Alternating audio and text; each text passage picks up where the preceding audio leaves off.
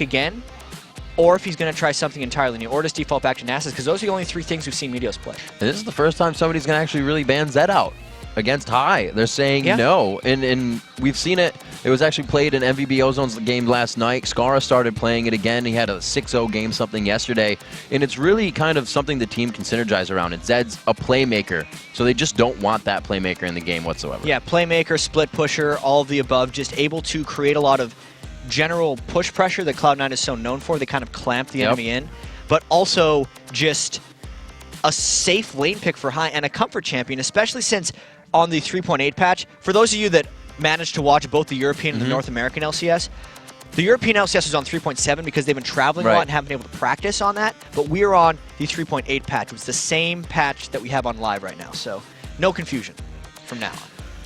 So it looks like they take the Kennen was going to be a high priority pick for both teams here, whether they like it or not. And it actually is going to go to a team after getting through. So maybe we're going to have to see the Janna come out. Zuna likes Tristana, so you can get that knockback in there. It's just kind of been the counter you have to have on the team. Yeah, I really wonder how Vulcan's going to try to counter that Kennen, because a lot of the early picking has always been happening, and it's taking the game kind of time to adapt to what to do against that. COG had 3 champions with knockbacks and 5 overall displacement abilities to deal with Kennen. This time, Vulcan in the first 2 picks doesn't have either of those. They just kind of have stuns, but that won't stop balls from getting in on Kennen if he tries to go for fights. So we have the Elise. It's kind of been picked up by a lot of the junglers or even top laners around. We saw some supports in the spring split playing it, but it's really just dropped off of that role. Elise has been all about the jungle so far in the LCS, and I think it's transitioning over to the recent jungle patches as well. Just the ganking versatility is really high for her. We'll see what happens here with this Rumble pickup. So we definitely have the solo laners grabbed up for Cloud9. Yeah. Let's see where they decide to go. The Thresh pick is in there for LemonNation, so they will have some control over these team fights, even from his position. And this is going to be the interesting thing for them. They've already all into a double AP composition. So that's kind of telling Vulcan they can't pick too much of a dive or too much of a clump team. It's almost telling Vulcan, hey, we want you to split pushes and kind of disengage us, which interestingly enough is kind of what COG did to Cloud9 yesterday as well. So Cloud9 hasn't picked an extremely higher amount of initiation than they have yesterday.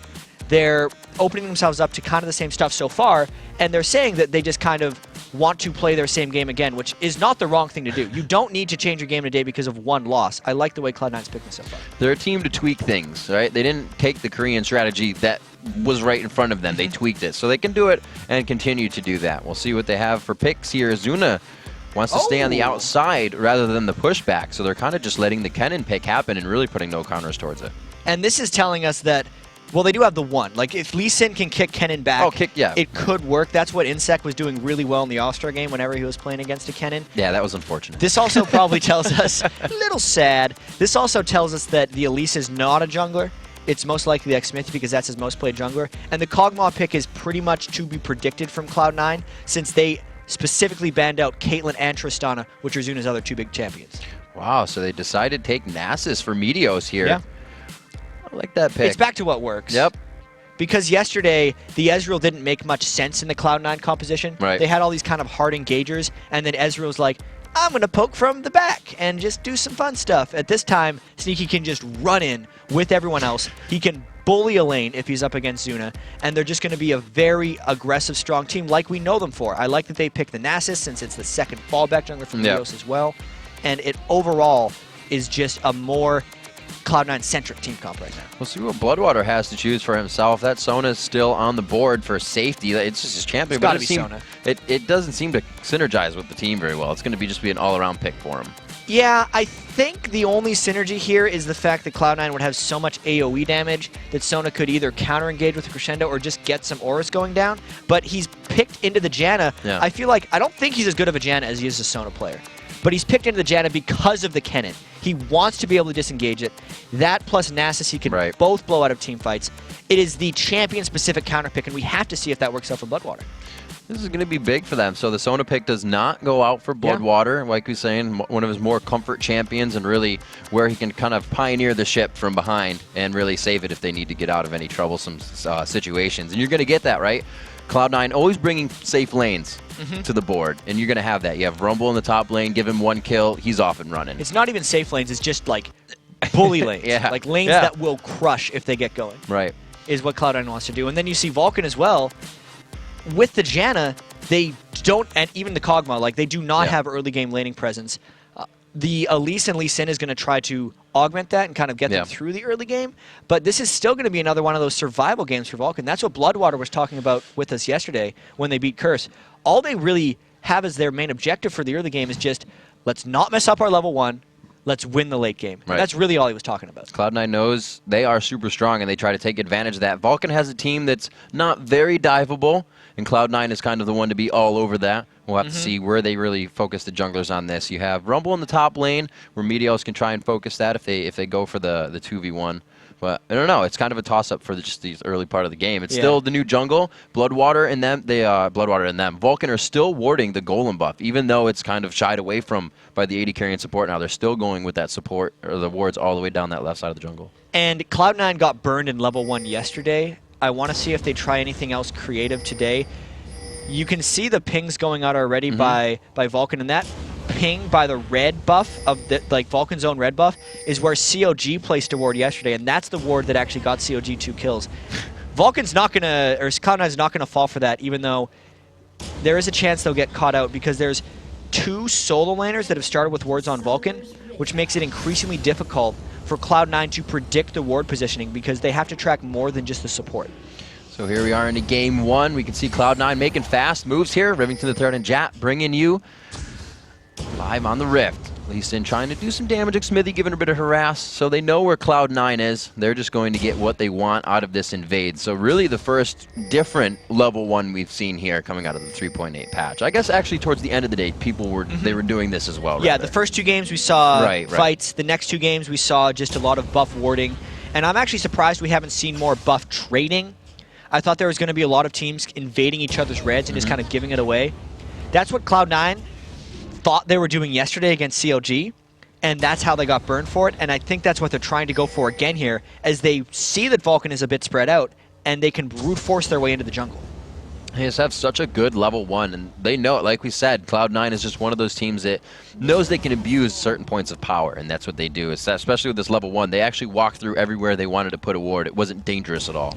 And Thresh level 1 is one of the most potent champions in the game. The 1100 range on his death sentence hook is almost makes it so the other team can't be safe no matter where they stand, which is why Vulcan was just giving Cloud9 whatever position they wanted. And that's how Cloud9 got 4 wards into Vulcan's jungle. And now you have to consider how this happens. We've seen Meteos lose both of his buffs. Now they're going to have 100% vision on the jungler the entire time, and now he has both of his buffs. So they have so much information to act on for the first 3 minutes of this game.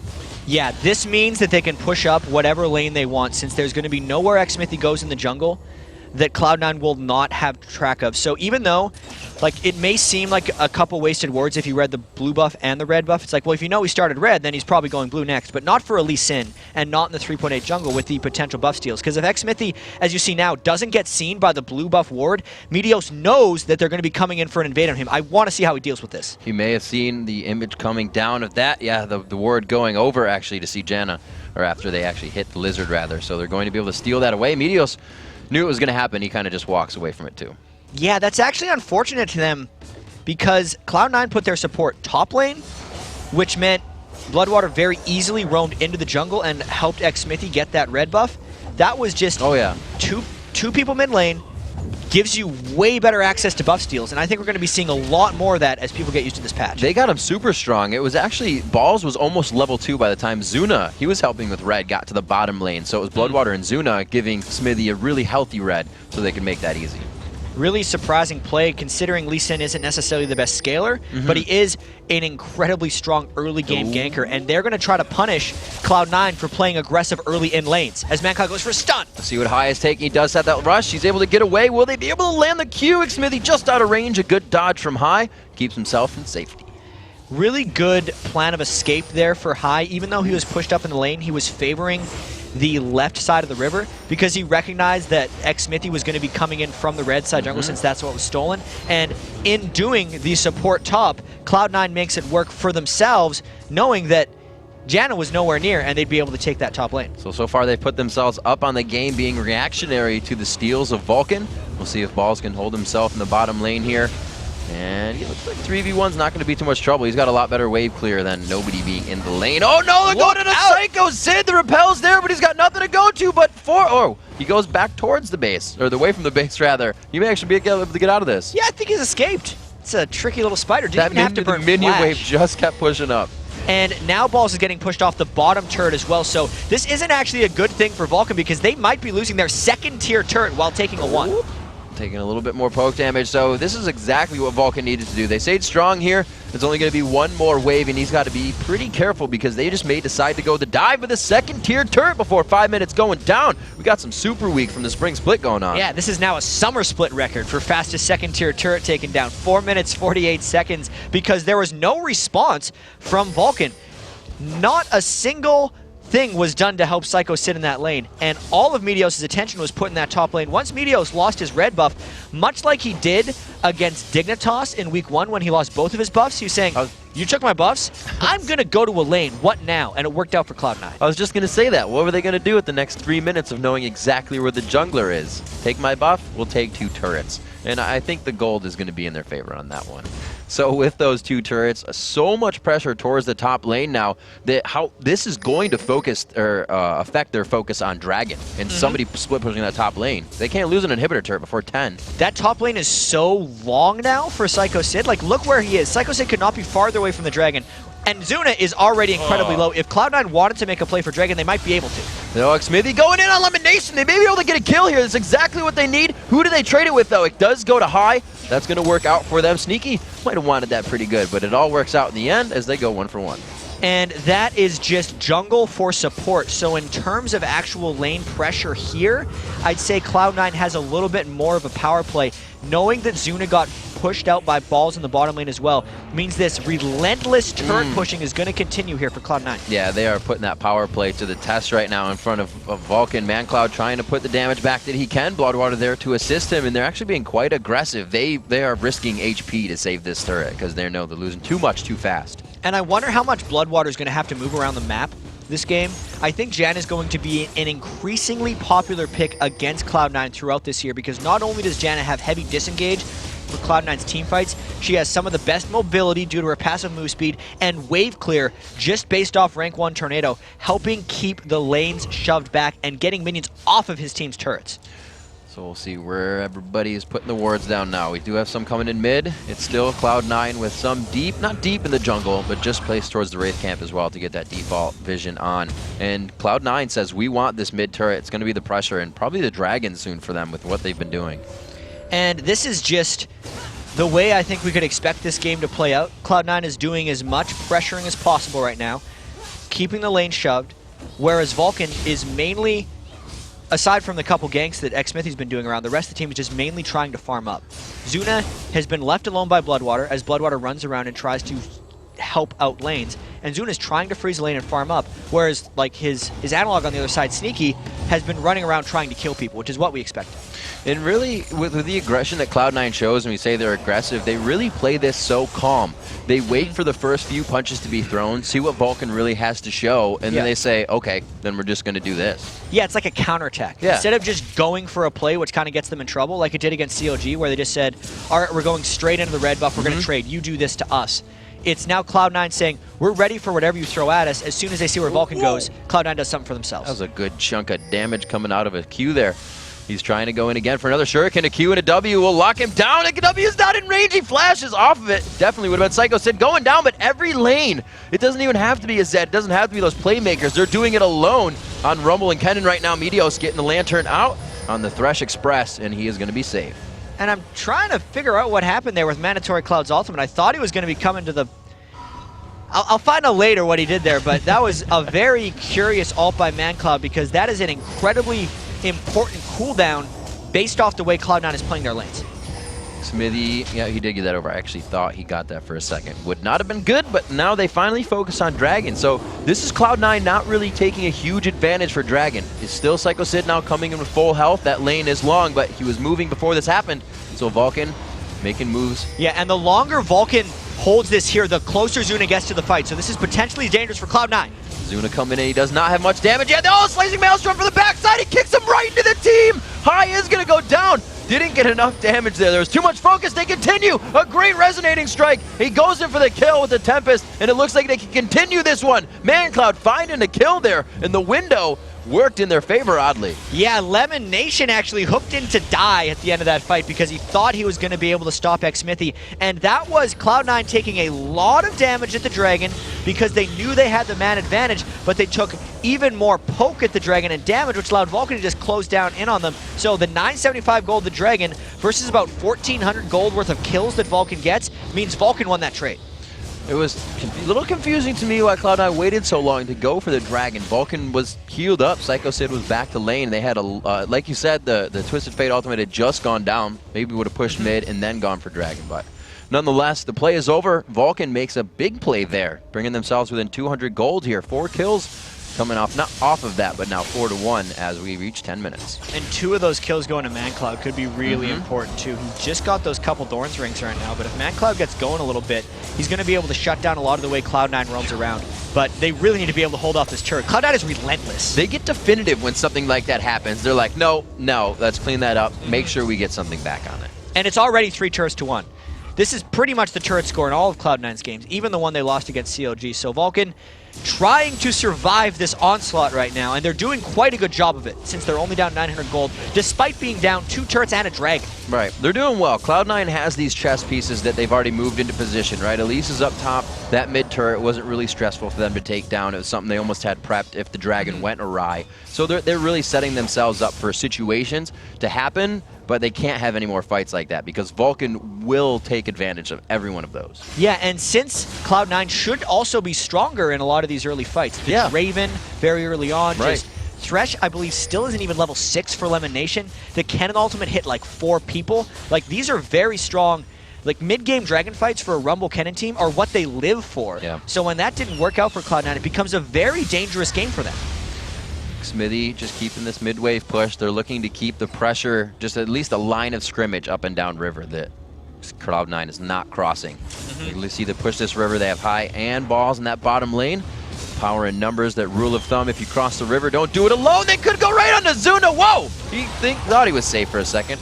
Oh, but it looks like mancloud, that's the farm kicking in. He's going to pick up a double off that. Well, he just got the ultimate up. That window being forgot about, chat. That is going to be in their favor there for his 2.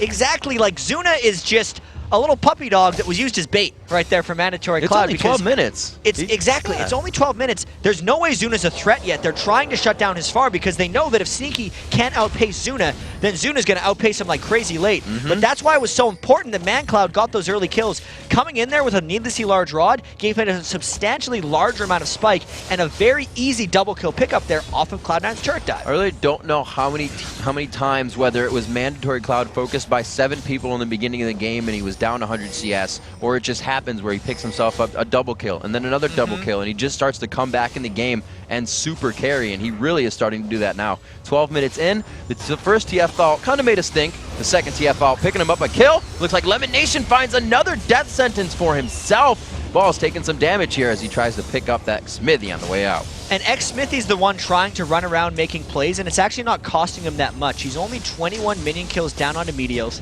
Vulcan just pulled ahead in the farm there because he was able to punish LemonNation again. This has not been a good game for Thresh, as the roam from BloodWater's Janna has been much more effective than the straight-up pushing that LemonNation has tried to accomplish. Both teams definitely have their advantages right now. That top turret being down, a pretty big one for Cloud9, but they don't seem to be pressuring it whatsoever. Even with Dragon objective free right now and off the map, they're not putting too much focus towards that top side.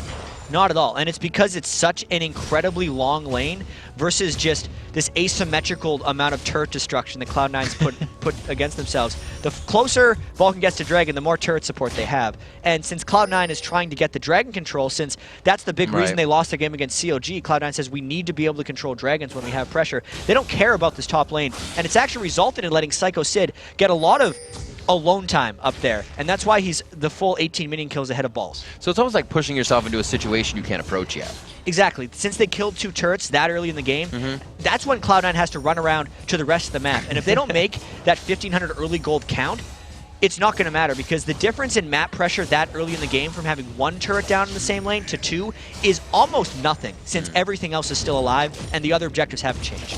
All right, well, what they really want is coming up in 1 minute here. Not too much coverage on any wards, is they are starting to just hover top. They see Sneaky, they want to take him down. You see the jungler heading mid. Where are you, Meteos? Meteos in the bottom lane, so he's ready for this to come up, is the team.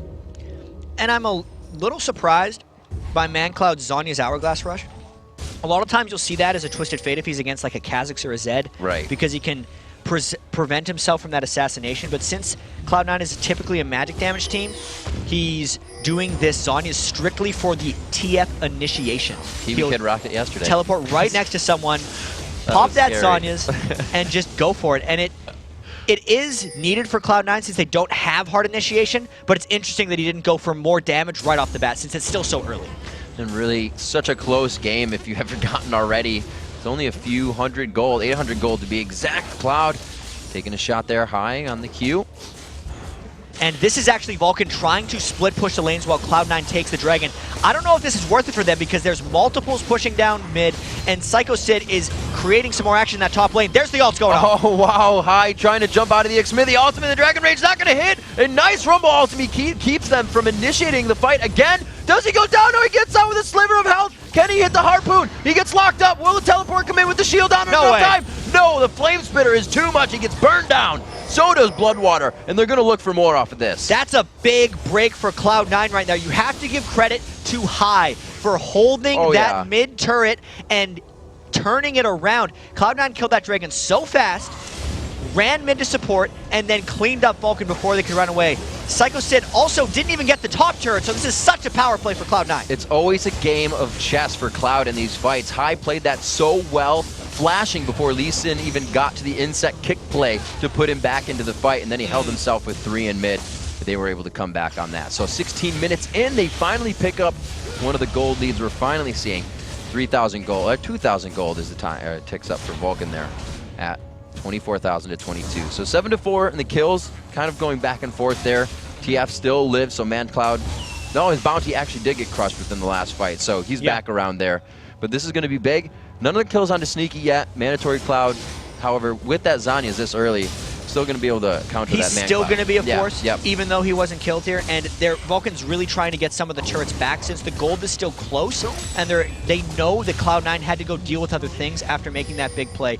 Vulcan might be trying to press real hard here. Oh my. Xmithie wanted it so bad from that fight to this fight and just absolutely dropped.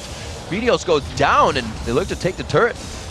I don't know if they're going to be able to get this turret, but they did get that kick kill onto Meteos once again, and another kill went into the hands of mancloud. So this is still a very close game, and we know how threatening Zuna's going to be. I don't know if, like, Zuna's not probably as threatening as what a Tristana would be against this particular Cloud9 composition, because if Kennen gets onto Zuna, Zuna doesn't have a way of avoiding it, whereas Tristana has 2. Tristana would be able to knock Kennen back or jump away, and that's one of the reasons that Kennen couldn't shut down Doublelift at all in Cloud9's loss yesterday. So probably a slightly different situation here for Cloud9, where they're not against as big of a ticking time bomb as far as Vulcan's team composition goes, but Vulcan is still actually feeling pretty comfortable about having a 2-turret disadvantage, being 0 for 2 in Dragons, and still only being down.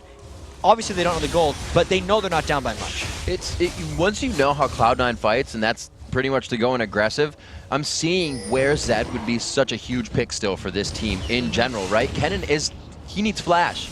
Unless he just does a walk-up E and initiate with Slicing Maelstrom. When you have Zed, you get that on your E cooldown, or your cooldown rather, not E, all the time for your Shadow. So you can initiate on that back line and get to it. They're blocking that out. Lee Sin could not have done that jump if they had Zed on the team right there. And also, Zed is one of the few things that can initiate through a Janna ultimate, because when he ults, when he puts his death mark on someone, he gets a Shadow clone right next to his target. So even if he gets knocked back, he can immediately jump back to that clone that the ultimate creates and finish off his combo. So even from the get-go, it means that the Janna pick is just super potent against Cloud9, especially when Cloud9 can't have Zed. And now we're 18 minutes into this one. These guys have been switching things up on us. We haven't really taken a look at the inventories just yet, as both teams set up here in mid for a possible tango.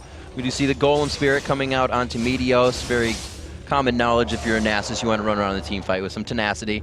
But the Aegis kind of being rushed right away here for Xmithie to be that utility in the late game for his team, knowing he's just going to be jumping around, giving auras. And all three of the Lee Sin jungles that we saw yesterday actually rushed the spirit of the Golem Spirit that Meteos has right now. But Xmithie went for the Aegis, and I actually like that, since Xmithie's job in these fights isn't to kill people by himself. He is jumping in, he is kicking someone backwards, and then he is getting back to his team for the auras. So Xmithie can accomplish that with or without the Spirit of the Ancient Golem. I like the Aegis because it just gives them more versatility against the double AP comp that Cloud9 has. I believe that null magic that Xmithie has is going to turn that into a runic bulwark, probably even before Xmithie finishes his upgraded boots. And looking around, it's still the Zanya's coming in for both of the AP mids. That's high on Kennen. Mandatory Cloud on Twisted Fate. He has gotten a kill since his 5-1-2, so he's up to just 6 with that one more. There it is again, but he gets locked down this time. High throws down the ultimate immediately. Zuna has all eyes focused on High. Takes him out immediately. There's actually Sycho Sid to come up with a kill. The equalizer is going to go down, but I don't think they're going to be able to really reinitiate on this. And that's because all of Cloud9's ults were used before they were ready for that fight. Xmithie didn't even get the kickback in the perfect direction, but he did create the action and allowed the rest of Vulcan to go up. Also, the magicness from that Aegis is the whole reason he didn't die to the AoE amidst all that action. Another nice kill for Vulcan. So Xmithie really just abusing the fact that he can get in and out and disrupt the fight with the chaos that Lee Sin brings to that engagement. And it looks like there's even more importance coming down to this dragon right now, because Cloud9 is running out of things to take advantages from since they've killed those four turrets so early and the game is still quite close. Really, Cloud9 is trying to get Dragon control and the area around Dragon killed down so they can accumulate these things, because there's only so many of them on the map. And it's almost like it fuel. The catalyst for Cloud9 to really force themselves into doing something is losing somebody in a fight. Because right after something happens, again, they take a turret, they flip that switch on. Right after they lost, it looked like they were chasing down mid like rabid dogs, but then they're like, oh wait, let's just grab the turret. It's got to be activated before they lose something. Yeah, in a little bit of, in some of the ways, they need to be able to be a step ahead of Vulcan. Right. Which, maybe what's happening right now, I'm not sure why Vulcan had Xmithie and Zuna up in that top lane, because that just means this is an uncontestable dragon that Cloud9 desperately wanted and needed. Good money, good gold. 31.6 or 31.5 to 30,000 gold. So it's only gold lead is back and forth now, closing that deficit for Vulcan, getting very, very small. But they are still down in turrets, which means their global presence needs to be picked up here, and Zuna's going to do a little bit to help that out. Zuna still just has the Blade of the Ruined King. If we look, he's still only at a 6,100 gold mark right now on AD carry, and honestly, at Kog'Maw, probably needs close to 12,000 gold before he really starts ramping up. So Zuna's got a long ways to go. That means 35 minutes, maybe 40 minutes is the point where Zuna wants to go in, and Cloud9 doesn't play generally that slowly. If Cloud9's going to be making some action, it's going to be before that 40-minute mark. So we'll check back with us in 20 minutes to see if this game's still going on, and if it is, Zuna's going to be scared. And this is a pretty neat buy by Sneaky here. Neat or just, you know, comfortable for him that he goes. Draven's more of that single target AD carry, and he's buying the Shiv up to really maybe go back on the split push that they're finding right now from Vulcan. I think it's also just part of their play style to be able to keep the lane shoved as much as possible. Okay. I think Sneaky's going to be someone who builds static Shiv more than other AD carries just because of that. All right. So chasing on the Void Ooze. Wow, Meteos just tiptoeing right around that one. Wasn't able to engage the fight. And Xmithie again. And look at this. He's already opened in the book. He's wrote in the first page. He's saying, I'm going to dive in. Second page says, I'm going to ward and then kick somebody. And it's telegraphed every time, but he makes it work. And so that's what meant you know you're good Lee Sin. And that's why they pick it so early for Xmithie off. Yeah. Some teams ban it against Vulcan as well, just because of the comfort that Xmithie has on that champion. And I'm actually surprised at how much alone time Sycho Sid's been getting in this game. That's like the third time we mentioned it, so they're still ignoring him. He's gonna be big. 171 minion kills, just kind of hoping someone wanders. Don't know who's gonna wander into that tri-bush because there's minions at the turret, so Sneaky's gonna be over there taking them, but I wonder if Sycho Sid's gonna be able to start creating some action on his own, since he's had so much free time over there, as well as being able to pick up some garbage kills in fights. I remember, I think it was in the tournament at the end of the season when Sycho Sid was going crazy on Elise, and that was the ban for him. Oh, look out! Oh, Xmithie! That's the first time he's had to use his ult in defense! They go right onto Zuna! That's the backline they needed! Right when the flash is up for high, he can get into the fight, get the execution, the initiation they need. And this is the danger that Vulcan's been running for a while. When they have Sycho Sid and mancloud off on side lanes, Zuna and Xmithie should not have been safe in the mid lane, especially without the Janna for protection. Now, all the ultimates of Cloud9 have been burned, and there's still 3 members of Vulcan coming in, particularly these strong solo lanes. This could very well be a Baron fight. Cloud, they're going to be taking a lot of damage in here. LemonNation is quite low. They're going to get a kill out of this. Sycho Sid takes down LemonNation. That's going to be Xmithie still down in the fight, though. A good ult from BloodWater means they're taking damage from Baron and not doing it, but the Baron goes down, slain by Sneaky, and it looks like they're going to be able to get this kill up here, finalizing that one onto mancloud. A good try by Vulcan there. That was an incredibly calm Baron by Cloud9, considering how scary that situation looked. But they recognized that there were no big ultimates that could clear their whole team from Elise and Twisted Fate. They're both very single target in their fighting. They knew that as long as Meteos stayed alive, he would smite it and nothing could steal. And they knew that BloodWater wasn't really a threat. So instead of Cloud9 trying to peel off and engage, allowing BloodWater's Monsoon Janna ultimate to bash them away, they just stuck in the Baron pit, got the Baron, and killed Vulcan when they came in to harass them. That was really well done. So now Vulcan has a bit of thinking to do before their next engagement. They're trying to pick up everything in their jungle while they know it's a bit safe to run around here. High picking up his blue as well before they re-engage.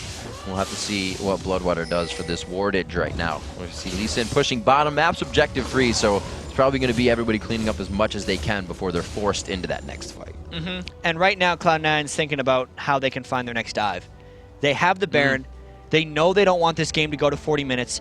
So they have this 4-minute timer of Baron to go and make something happen. They're cruising through the jungle. They already see Xmithie, who wants to make an escape, but they're just going for as much damage and pressure they can get. The death sentence missed, so he's going to be able to walk out of this one. The TF ulti a little bit behind Meteos. Oh, I thought he was going to get locked up walking through the minion lockup. They are able to get out of this one, and really Cloud9 this far into the game, obviously they're going to build items for fighting, but they're building items to stay in the fight. Rumble's first completed item becomes the Rylai's. Yeah, he's very much going for the initiation. They have enough damage, especially when they bring Sneaky, and this turret right here is incredibly difficult to hold. High wants to jump into this fight from the back. That's why there's wards over the wall. Ooh, big initiation down from that cooldown. Dangerous Zonius. There's the Rumble ultimate. Equalizer going down the backside. The Rylai's not allowing him to get out. Good damage from Sneaky. And Rumble to capitalize on that kill. They're able to come up with a turret as well. And Cloud9 finding the momentum they were looking for all match. And as we were saying, that turret is so difficult to hold, but Vulcan were actually the ones to start initiating that fight. Cloud9 doesn't even have to dive because they got those 2 kills outside of the turret. They're going to take an inhibitor off this one. See this inhibitor going down around 27 minutes. So with a bit of a lull, Cloud9 definitely going to go back and figure out what happened during that time where Vulcan was able to grab a foothold, because now this 5,000 gold lead is definitely going to put Vulcan on the back foot. The Lich Bane being finished for Twisted Fate. We haven't really seen any of their ultimates for about 5 minutes being used offensively as Xmithie kicks High in the face here. Yeah, and High's going to be able to run away. This is the point in the game where Cloud9 is feeling the most comfortable. When they have a lead, they close it so well. They're going to pick up this Dragon because they have the perfect timer on it. They still actually have a minute left on this Baron, so I wouldn't be too surprised if they try to get maybe another inhibitor off this play after taking up the Dragon. Going to be interesting, though, because they are sitting on about 4,000 gold across their team. Cloud9 picking up another Dragon for themselves here, 28 minutes in. They all decide to back. Once again, Vulcan is set in that position. We're going to farm up until we're pressured into our next fight. And really, looking at it, yes, you do have a Zuna, you do have a mancloud, and yeah, so they have good siege clear coming into the turret. So once it gets to the base, if they have their full team, that initiation, like you said, they kind of split up. Lee Sin went over the wall, or I should say Xmithie went over the wall to High, and then not having Xmithie there to help the initiation, they went all in on the turret. So, and they killed BloodWater real fast too, so the Janna wasn't able to do a sustained kite after the fight. Plus, BloodWater's not really protecting anything yet because Zuna hasn't hit his items yet. He still hasn't finished his Infinity Edge on Kog'Maw. The main threat is mancloud, but even mancloud doesn't have too much ability power since he did rush that Zonies and he's more going for an initiation type Twisted Fate. Right. There's not the damage yet for Vulcan to repel the dive from Cloud9 coming in, who have all built very resilient items. Even Kennen, Giant's Belt. As you mentioned, the Rylai's on balls, as well as going for an Abyssal Scepter. That is a very strong and resilient dive line that Cloud9 has built, which is allowing them to maybe dive this turret if they go in for mid lane. So being pushed this hard, is resplit pushing back an option, kind of the way CLG brings it in? Or I don't do you have think to so be at ahead this for point. that? I think you have to be even for that. Okay. Or at least have the threat of making them dive you. Right now with an exposed inhibitor, there's no lanes that are going to be shoving on their own that Cloud9 has to go back for. Right. Cloud9 gets to sit in this mid turret as long as they want, trying to poke down, waiting for an initiation. So this choke point sometimes being the bane of teams getting in and out of that stairway onto the base. Also, Voidu is very effective within that range. They have a good amount of crowd control to lock somebody up there and get a kill under the turret. And you can see Cloud9 knows that. They're waiting ever so patiently for the turret. There's the Gen ulti, the Monsoon out. It was quite early, but he cannot get back in. A lot of ultimates wasted here by Cloud9 as they go for the inhibitor. Yeah, but they didn't take any damage themselves. That was a strict retreat from Vulcan, and now they're doing almost a re-initiation trying to get in. Oh, a few spells, skill shots being missed left and right, and it's really faltering the initiation of both teams. Sycho Sid can be going down here. The shield's coming out big. Xmithie, a few bits of blast damage as he limps away. Nobody died on either side except that inhibitor going down, but that's still great for Cloud9. This is what we were talking about. Vulcan has the disengage, but they're not disengaging for anything yet. Everyone's just running away, and they're not able to deal damage while running away, which is why Cloud9 is pushing them around. 2 inhibitors down. 30 minutes is what Cloud9 wanted in this game. Cloud9 making patient moves here like we've seen it from the Baron up until now. They feel very comfortable, and they're just saying, we need to fight, we need to do things, and it's something they've said. They're very sure about their actions, and you can see it in their team fights. Can we dive? Can we dive, guys? I think they're going to dive top lane Isn't that what they say, the thing that's always coming out of their mouth? That is their dive? most spoken word whenever they're talking in their voice comms. Can we dive? And you can see it even just in their items. High with that Zhonya's, he's really trying to actually bait Mandatory Cloud's gold cards with the Zhonya's, since that's like half of his burst damage in fights for TF, and High's just avoiding it with the Zhonya's. And he's free to do that because there's not enough auxiliary damage coming down on him when he dives in, since he's going in with Meteos, who actually flash withered at the start of that last fight. The Flash Teemo Shroom initiation. So we see Zuna picking up some items. How much gold do you have? You have 50 gold, but he does have that Infinity Edge. He gets a bit of attack speed and that lifesteal from his Blade of the Ruined King. So hopefully he can ruin some of those opposing champions on Cloud9, because he's the one to really start chunking people out. There isn't a bunch of burst assassination that's going to cut through the HP bars of Cloud9 right now on that team. Not at all, especially if Cloud9 is able to pick up this Baron. This is the like extra breaking point for Vulcan right now. Ooh. If they give up this Baron, then I think they will have a lot of struggle going for this game. Xmithie's going to try a Miracle Steal, and Cloud9's going to try to not let that happen. All they have to do is stand within that Q. If he gets it, he's get that percent damage into the smite, and it's quite hard to dodge. But look at that. I'll just make a human wall here. They might it's a try to direct kill shot him. coming in. They could get the pull on. They do. Oh, no, they do not. Oh, my God. There's the burn. The shield's going to wear off in time. Oh, the ultimate goes across. He gets out with 100 HP. The Baron, are you kidding me? Oh, BloodWater steals Baron with a... I don't even know what to say. With a rank 1 tornado. That thing does 90 damage. And it stole Baron as soon as Cloud9. Look, he's no emotion on his face. Smile or something. He just stole Baron with a rank 1 tornado.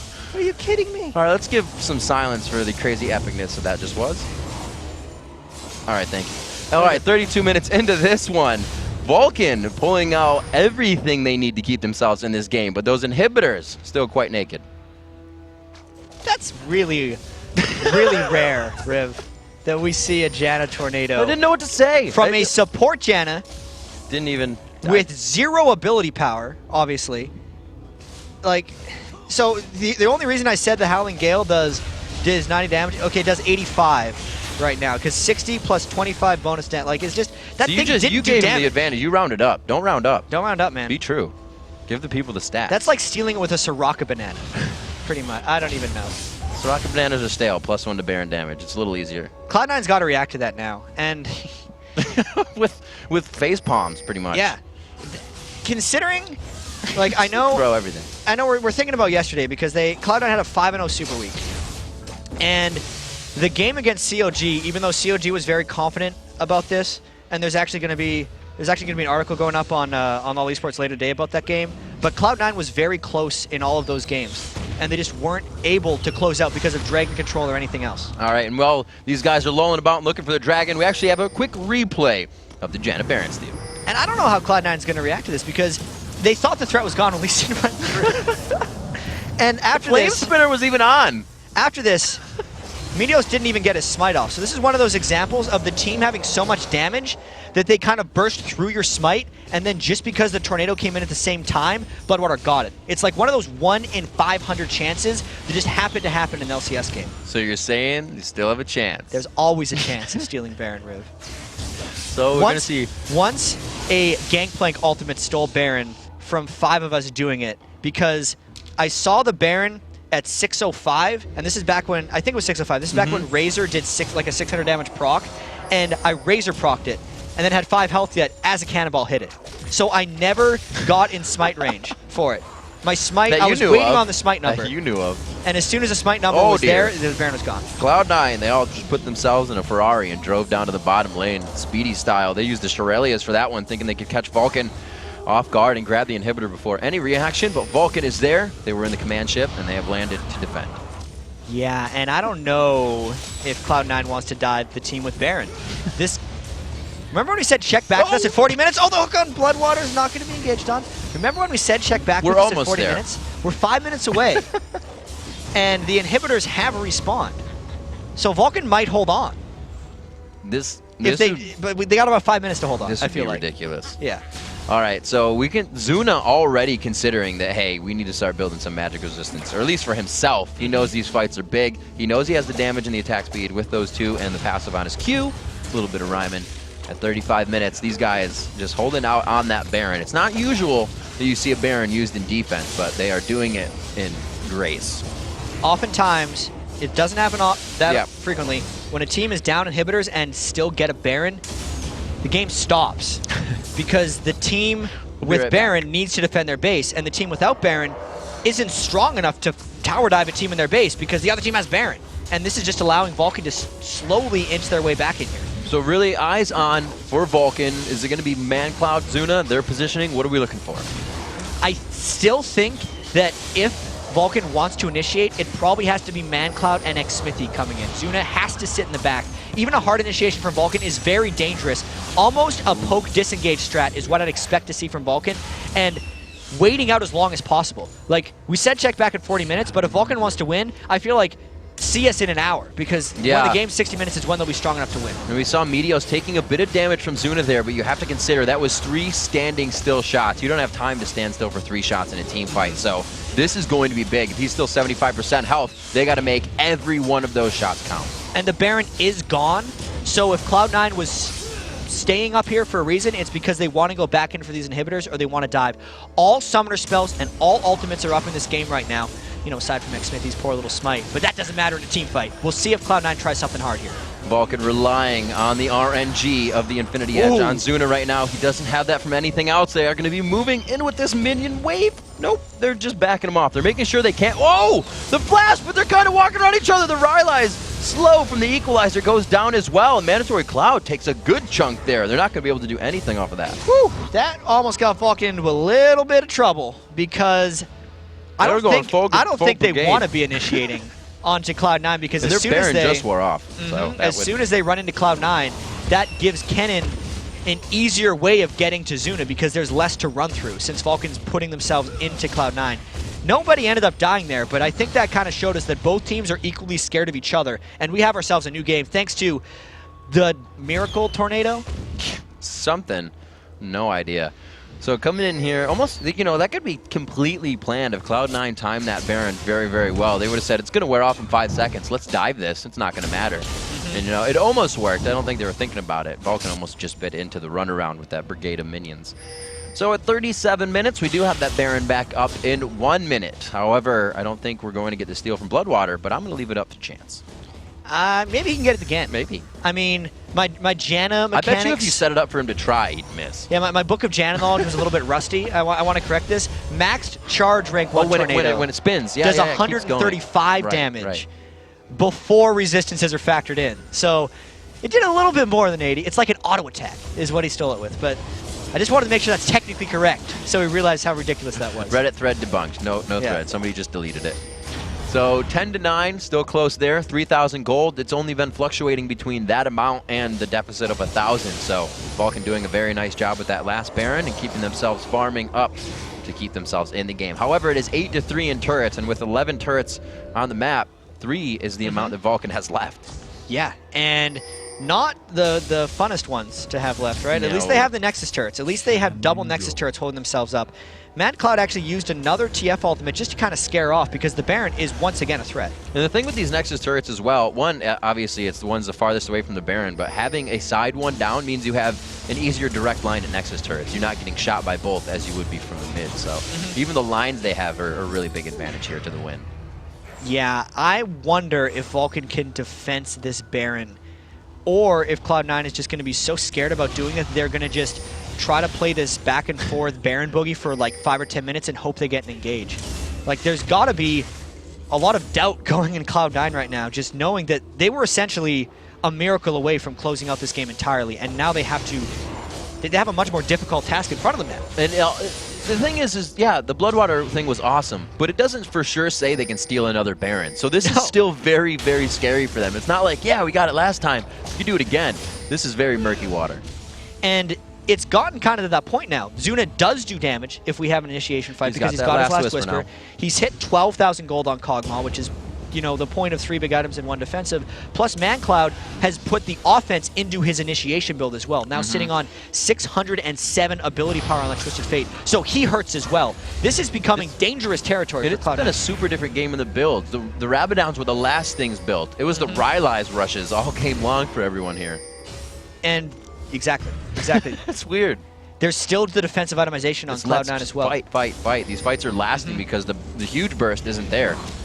And Cloud9 trying to go in for a fight because they know Vulcan's spread out, but this is that disengage that Vulcan's trying to do. I don't think Vulcan wants to fight them straight heads up unless they get something really good beforehand. Just a little bit of back and forth, showing each other what they have. You can see Zuna on the outside. He's really trying to use the range that he will have from living artillery and that void use to keep himself safe. If he's positioned in the jungle, he's so much more easier to catch. He's trying to keep himself in the open. If Cloud9 can get a fight in the jungle here, it's probably beneficial to them. Right. mancloud went to shove a side lane, and Vulcan is all around the outside of the Baron. Not everyone can get in, and if there's a fight here, they're unprotected. It's almost like a steal, but Cloud9 again tries to initiate instead of finishing. There's the void ooze. They back out, so the Rumble ulti is down. They're going to be able to connect a few things on this. That looks like they just back out, but for them to be that unsure definitely has to give Vulcan some ground. Their confidence is shaken here. Yes. One of the things is it's difficult to smite Race Elise in because he's a very potent smiter since he can spike it with his resonating strike, but it's just like a little bit of post-traumatic stress disorder for these guys right now because they are scared of that. There's another tornado! They can't, oh my god, the tornado's gonna kill everyone! They can't necessarily initiate that hard onto Vulcan, especially when Vulcan was like so spread out. Cloud9 had a clean shot at that Baron and would have won a fight afterwards if Vulcan tried to come in just based off how spread out they were, but they still didn't go for it. And not really, the only vision they have is in mid here. So they're going for Dragon without having too much. They have that 1-up on the Baron, so they'll be all right for this. Slowing things down, Cloud9 is trying to find that footing. Usually, we said it before, their games don't go this long. No. So they're in that unfamiliar territory. Not the games they win. Not the ass. Yeah, This the games true. they win are Good very point. quick. Good point. I wonder, we obviously have the 5 games. Their longest game was the one against COD, which they lost, and this game is stretching dangerously long for them. This is when the Janna disengage becomes increasingly valuable. The protection of Zuna becomes even more important. Even also, like, Meteos being able to wither Zuna is also really huge since Zuna hasn't been able to build a Quicksilver Sash yet. That's like the one thing Cloud9 still has. Or catching Vulcan in some kind of split push war as Zuna's still trying to get more farm, but it's just not syncing up right now for Cloud9.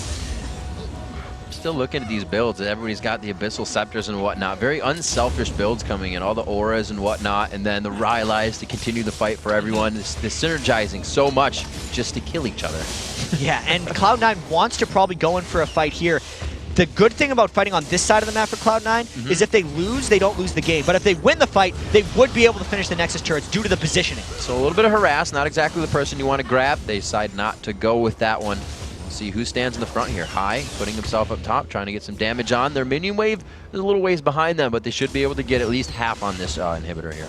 And the minion wave doesn't really matter for the inhibitor turrets. They're just worried about mancloud getting caught with something. There's not much initiation potential for Vulcan unless they go all in. Whether Lee Sin does a flash kick or whether mancloud flashes in. That's a lot of damage for mancloud to take, though. Knock it out, mancloud. Zanya's right on the Rumble ulti. It's gonna just shred him out. There's the slicing maelstrom. High waited so long on that, actually. They're gonna get Zuna locked down. This is gonna be the base. Xmithie gets locked up by the next shuriken. They are gonna take these inhibitors. It looks like they're gonna take the nexus here with 50 seconds on the death timer. They got the biggest threats down from Vulcan, and mancloud just didn't get damage off before Zanya's, which gave enough threat detraction from Vulcan's team comp that everyone just bull rushed Zuna. That was such a good fight by Cloud9. It took them 15 to 20 minutes to get it, but they got it and they're making it count. This is going to be one hell of a save if they can do it. Xmithie forced out the flame spitter. Actually, the turret could be taking down balls there, but it did not. They look like to get this one safety, and a nice shuriken there coming in from high to pick up the last kill of the game to raise that KDA up. A very well played game by both teams, but Cloud9 finds the win.